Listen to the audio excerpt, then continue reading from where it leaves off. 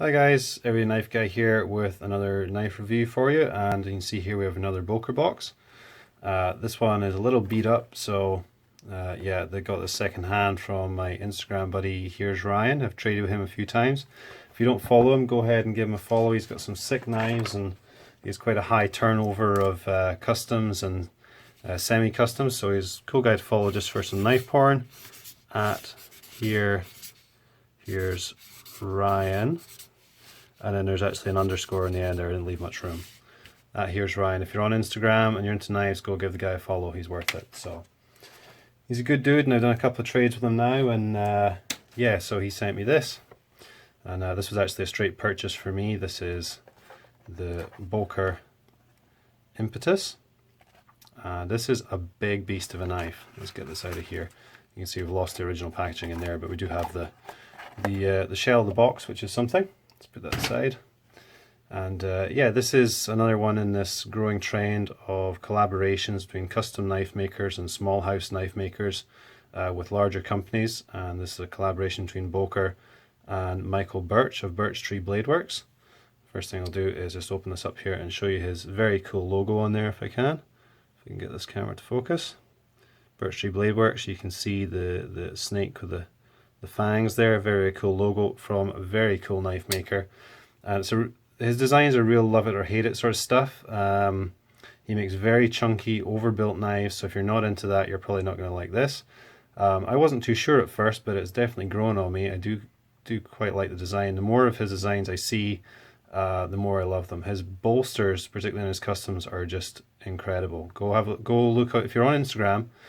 Go put in a hashtag like Michael Burch or Burchtree Blade Works, and that's Burch with a U, so it's a play on the tree name, Burchtree Blade Works, and you'll see some awesome looking knives with Damascus pivots, Damascus bolsters and wooden handle scales, and just some really cool stuff. So yeah, so this is a collaboration between him and Boker Plus. He has one other collaboration knife, which is the Spyderco Chubby.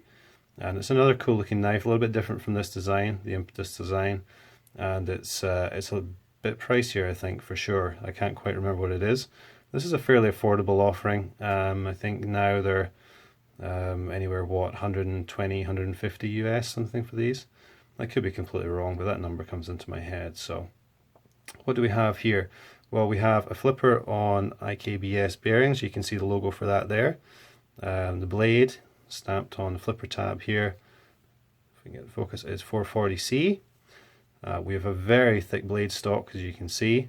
This one has been well used, so this isn't so much a review of the performance of the knife as it is of the design, because that would be, and Boker's execution of the design, because that would be a little bit unfair on the knife, because it's obviously been well used. So it does have a really nice broken and flipping action, as you can see, but it is a little bit off center. It is prone to a little bit of lock stick, and it is prone to the pivot loosening up a little bit over time. So there are those considerations. So we have a liner lock here, as you can see, two very thick liners, and quite a robust backspacer here with some serious jimping going on. But the jimping actually sits flush to the liners, so it doesn't really dig into the heel of your hand. Up at the top here we have this very prominent big fat flipper tab. Really easy to get hold of. No jimping on that because it just doesn't need it. You can just grab that with your finger or forefinger. You can see a little bit of Sharpie on there to counteract the lock stick at one time. And if I flip this, very smooth action, as you can see. On this side we have the Boker Plus logo. A little bit of pitting on the stonewash blade there, again showing its age. But a beautiful stonewash and a very distinctive blade shape. Quite a lot of Michael Burch's blades kind of feed off this style, if you look through them, and it's yeah, it's a real, let's just sit it down there for a second.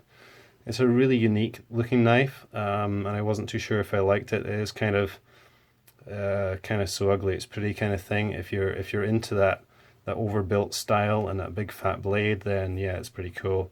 Definitely not a piercing point, but it does have quite a nice slicing hollow grind on the lower half there, and you can see again that Burchtree logo in there. Really nice stonewashed, almost, I don't know what you call that, orange peel bolster. The pivot not too distinctive, just a simple Torx head on this side, flat on the back, and quite small within the actual handle, the cutout for the pivot, for given the size and the weight of the blade. The overall weight of this thing, I don't know quite what it is, but it feels very hefty. Let's grab scales here.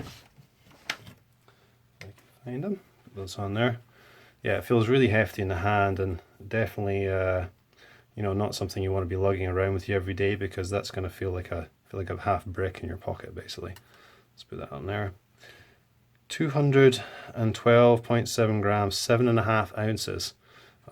So yeah, pretty weighty knife, heavier than any of the ZTs that I've used or any of the other heavier blades that I've owned. I'm just casting around here for some sort of measuring device. Well organized as always. So 7.5 ounces for a blade that overall tip to tail is under 8 inches. Actual cutting length is bang on 3 inches. Yeah, that's a pretty out of whack ratio. So it's down to whether you like something that feels that heavy. It feels very solid. Well, saying that, again, another little thing from how well this has been used, and I know this has been through a few different hands because it's a multi-owner sort of knife.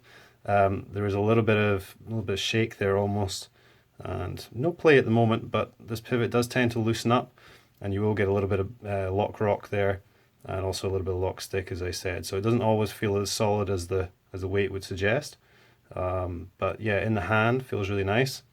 The big forward choil here, and this flat is kind of a thumb ramp because it extends out above the spine of the blade, but it's flat with the actual spine of the back of the bolster here. So as you slide your thumb forward on top of that, you do get really nice purchase. So it could be quite nice for chopping, or indeed for slicing, or that kind of action there. So it does lock in quite nicely, 4-finger grip there. And yeah, in terms of size, let's get that tape again. Measuring from pivot back 4 inches, pivot forward 4 inches. It just feels, you know, for all the weight of it, it does feel quite nicely balanced. If you can get it there. And yeah, when you're holding it and using it, the weight feels correctly proportioned, if you will. It doesn't feel top heavy or tail heavy, so quite nice from that point of view. The flipper tab is pretty chunky. Almost has a forward choil in there. You could customize that a little, I guess, to make it. And there's this really big kind of hump on what I guess is a sheep's foot, really. Sheep's foot style blade, but it does have this curve on the base, which is a little unusual, I guess, for sheep's foot. But yeah, it's certainly an interesting blade profile and a bit of a different knife in the collection. One thing I'm really not too hot on is the pocket clip. It's just kind of this big arbitrary, I don't want to say it, but it is a little. Sorry, camera died for some reason. So yeah, pocket clip, penis pocket clip is probably my least favorite thing about it, but it's not a huge deal. I quite like the G10 on here.